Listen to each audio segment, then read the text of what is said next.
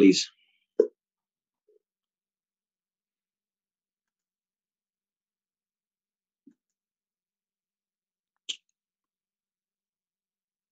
Good evening, everyone. Welcome to this evening's Area Planning Subcommittee West. My name is Councillor Dave Durrell and I'll be your chairman this evening.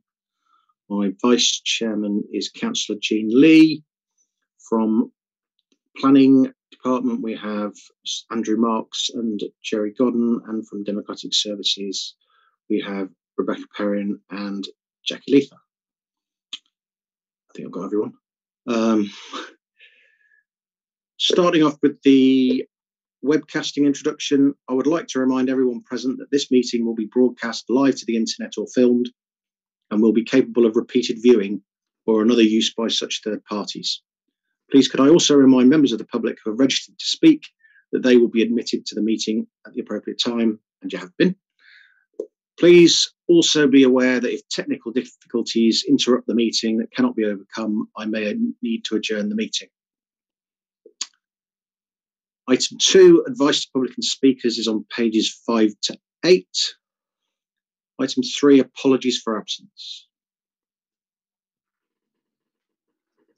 Yes, Chairman, we have apologies from Councillor Mitchell. Okay, thank you. Item 4, minutes, pages 9 to 12. Anybody have any complaints, changes they want to make, or can I take that as read?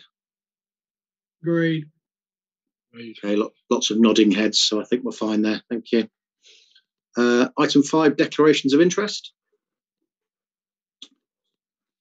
Got a couple of hands. Let's go with Councillor Sartin first. Sorry, Chairman, I couldn't get my blue hand quickly enough.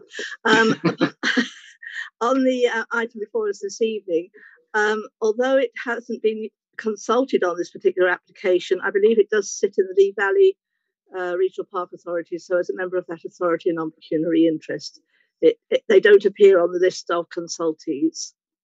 Thank you. Thank you. And Councillor Heather?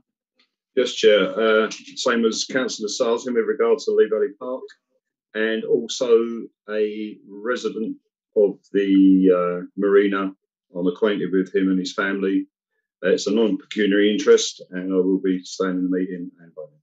Thank you. Okay. Any others? No more hands as far as I can see. Item 6, any other business? Nope. No other business, Chairman. Okay. Item 7 is the planning policy note for the local plan. It's just for noting, as usual. Item 8, site visits. I'm assuming nobody wants a site visit for this one. Good. Item 9 is the main event of the evening then, planning application EPF 3070/20 Broxbourne Cruising Club Limited.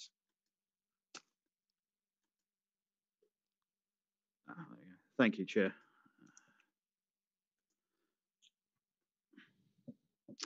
Yes, the application before you is to vary one of the conditions, condition 7, on a previous planning application from 2005. That condition was the hours of use for the clubhouse. The 2005 gave application for the use of some of the land as a boat club, the Broxbourne Cruising Club of the application, which is in the red line area as seen on the plan here. So that was a 2005 application, and condition 7 of that application limited the hours of use, and the club have now come in to vary that so that the clubhouse can be used between the hours of 2300 and 0700 in the morning, as I'll explain further on in my presentation. So the plan is here. The club is on a kind of dirt track, or not a proper road, down to the actual club and to the River Lee. There are properties to the north at I think Frogs Croak is one of them, and also this area here is the old Chimes Nursery, which is also being developed into residential houses. The houses on the new Chimes application, as you'll see from the photograph, won't be any closer to the clubhouse than the existing properties to the north here at Frogs Croak and its neighbour. So you can see the aerial photograph indicates where the site is with the handy red rectangle. Fogs Croak is this property here, and then you have the other houses being built on chimes in this area. So the nearest property to this is actually Frogs Croak. You can see the road access to the site and then to the river, which this is recreational use is linked to. So this is just the clubhouse itself with showers, toilets, small kitchen, store, and a basic club room. And as I said, the application is to vary the condition number 7. An application was made last year to vary conditions 8 and 9 as well. Officers looked at that, and in that application, the Lee Valley Regional Park were consulted, and I don't believe raised any objections to this particular condition. I think they were concerned about outside lighting, which isn't part of this particular application. But officers, while they were happy with the change to condition 7, weren't happy to change condition 8, which was the open areas being used for marquees and social events, and condition 8, and condition 9, which was the hours of use for amplified music and sounds outside. Because we can't do split planning decisions, the whole thing was refused, and the club has now come back in just asking to vary condition 7. So as you can see from the officer's report, we have received 10 objections, which are summarised in noise disturbance, light pollution, increased traffic, antisocial behaviour, impact on wildlife in the green belt, and the breach of conditions. Nasing Parish Council have objected. They've said there is no need for the condition 7 hours of use to be removed, and further there is concern on the effect of properties in the vicinity with noise and light pollution, contrary to policy DVE2, effect on neighbouring policies. So condition 7 actually states the clubhouse hereby approved shall not be used between 2300 and 0700 the following day unless otherwise agreed in writing by the local planning authority. And the reason for that is to minimise disturbance to local residents. Clearly, the main issue that officers considered here in this instant is the potential of disturbance to neighbouring residents. As you can see from the aerial photograph, there are no neighbouring residents to the west of the river or to the south of the clubhouse that are with anywhere near being close. The nearest properties to the west are several hundred metres away. So the nearest properties are to the north, and they're a minimum of 100 metres away. So just get the cursor up. As you can see, there is already a tree screen in this particular area, and there will be planting in the area of chimes as well, the old chime site, when it is actually finished. Now, the applicants have asked to remove this condition so that the clubhouse could be used by existing members between 11 o'clock at night and 7 o'clock in the morning, and they're asking to do this so they have access to the amenities available, such as the kitchen, shower and toilets, because if they've got their boats moored nearby, they might want to come in and actually use the facilities. The issue here isn't that we wouldn't be removing the prohibition on them using the site for social events unless they've got the appropriate licenses. And if you look at the conditions at condition number 2 that we're recommending, that you wouldn't be able to use it for parties and social events between 2300 and 7 o'clock, etc., and the same on Saturdays, Fridays and bank holidays. So there's no change into the fact that they could use the clubhouse now for social events if they get the appropriate alcohol and other event licenses. It's just they can't use it between 11 o'clock and 7 o'clock and variations thereof at weekends. The removal of this or the variation of this condition will not mean that they'll be able to use this for parties going on into the early hours of the morning. It's just so that club members can use it for the facilities that are there when they've got their boats nearby. Having looked at that, officers are of the opinion that there's no significant impact in terms of noise or disturbance to nearby properties, because the main disturbance would be from noisy parties, and it's quite clear that the conditions that would be retained as part of this would prohibit those. So the officer's recommendation is to approve.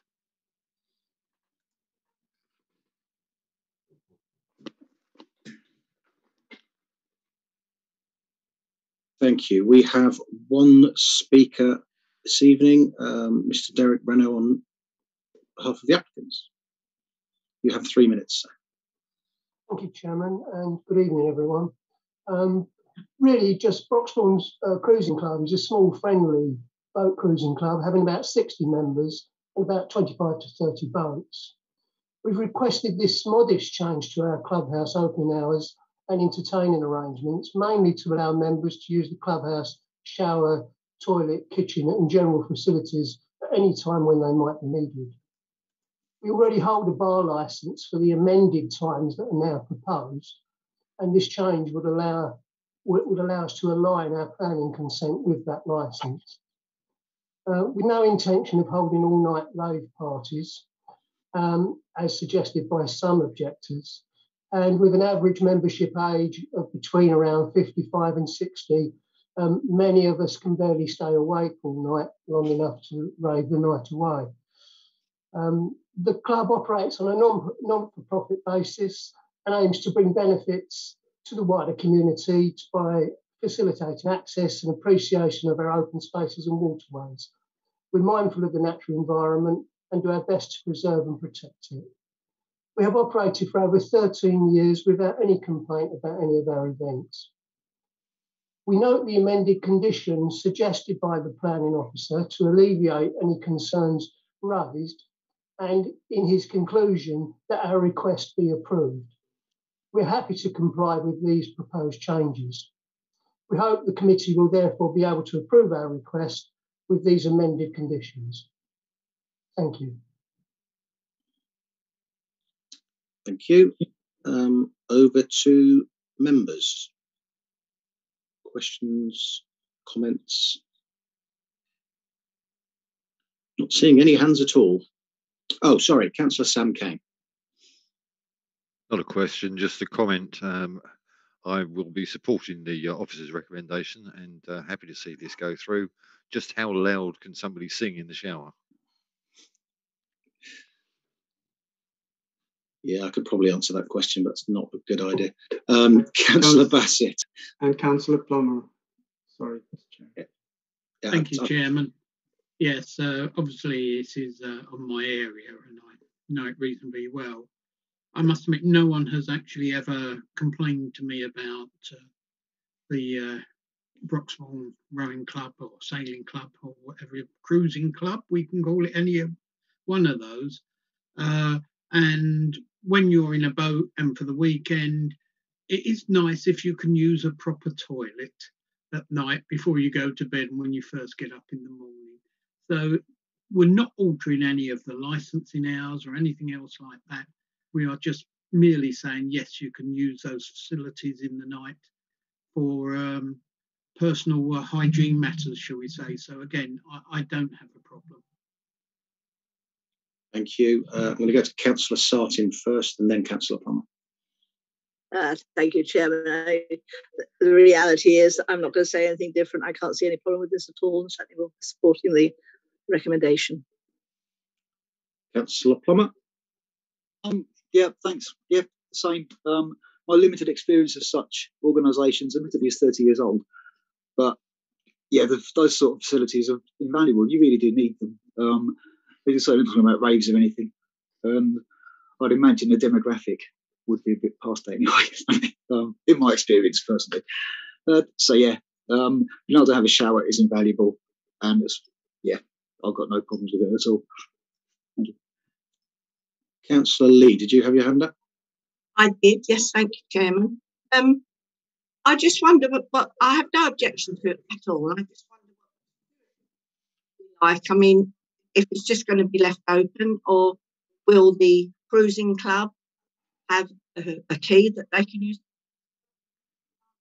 The actual security arrangements. You want me to help with that? If you don't mind, yes. I think you did refer to it in your letter, but if you could just clarify.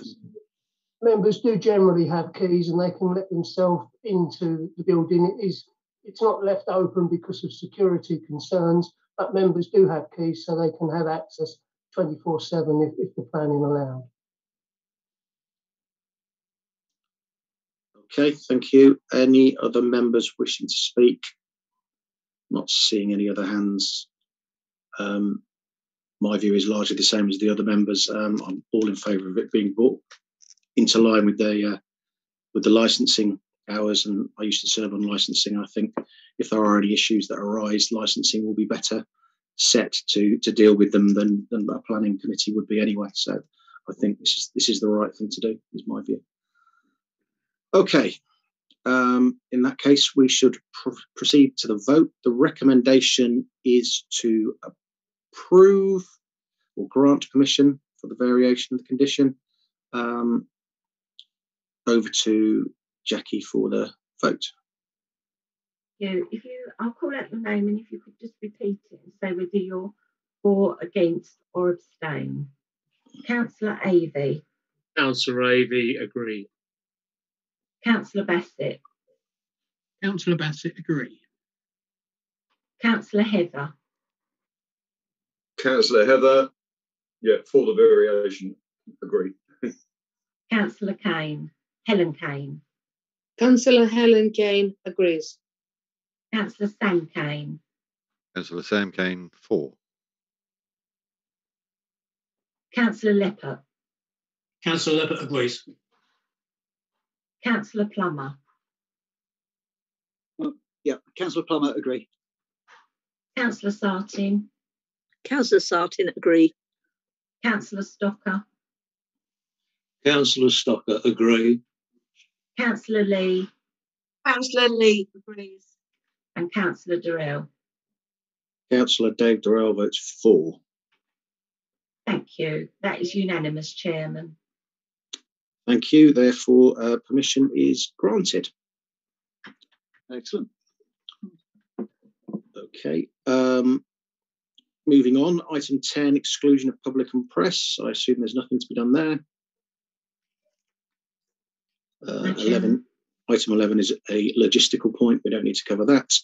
Therefore, I am closing the meeting at 7:17. Thanks, everybody, for your attendance.